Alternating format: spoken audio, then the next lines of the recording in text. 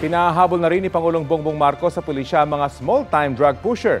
Para magawa yan, kasama sa mga plano ng PNP ang pagpapalakas sa Barangay Anti-Drug Abuse Council. Balitang hatid ni June Veneracion. I want to be respected but maybe fear is better. Yan ang sagot ni Pangulong Bongbong Marcos nang tanungin sa ginagawang mga hakbang ng kanyang administrasyon laban sa droga.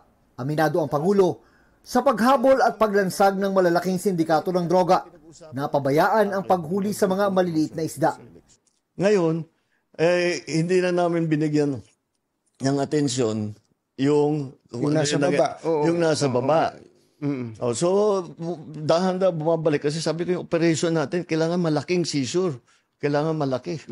At saka nakakahuli tayo ng mga drug lord. Gusto daw itong baguhin ng Pangulo. Kaya naglabas siya ng kautusan na tutukan din ang problema ng street-level drug pushing. Sige, tuloy natin yung malalaking drug bust. Pero, tignan na muna natin yung mas small offender.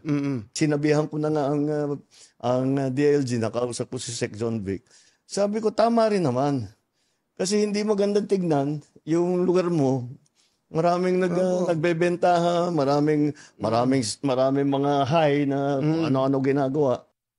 Pero sa pagpapalakas ng operasyon laban sa mga small-time drug pusher, dapat walang pang-aabuso, sabi ng Pangulo. Iniiwasan ko yung basta't may suspetsa o may hinala o may sumbong, basta't huli, papatayin na lang, di ba? Wala yun, doon kami lumalayo.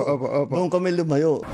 Matatandaan sa opisyal na tala, umabot sa mahigit 6,000 ang bilang na napatay sa giyera kontra droga ng Administrasyong Duterte. Pero sa talaan ng mga human rights groups, posibleng umabot yan sa tinatayang 30,000, bagay na naging mitya ng pagkakaaresto at pagkakadetine ngayon ni dating Pangulong Rodrigo Duterte sa The Hague. Yung sabihin mo ng infliction of harm is not a priority. It's not a consideration doon sa kwan natin sa illegal drugs. Bagamat nilalatag pa ng PNP Drug Enforcement Group ang plano kung paano ipatutupad ang utos ng Pangulo. Tiniyak ng pulisya, ang kanilang gagawin ay malayong-malayo sa Oplan Tukhang. Mananatili pong bloodless ang atin with respect po sa human rights, pero dapat po palakasin pa rin po yung ating operation sa anti-illegal drugs. Magiging basihan daw ng PNP sa palalakasing street-level anti-drug operations ang impormasyon mula sa BADAC o Barangay Anti-Drug Abuse Council. Kaugnay ng kautusan ng Pangulo ay re-reactivate po natin yung paghuhuli sa small-time offenders na nasa listahan po ng BADAC na kung saan ito po ay mismo nanggaling na po sa barangay level po. June Veneracion, nagbabalita para sa GMA Integrated News.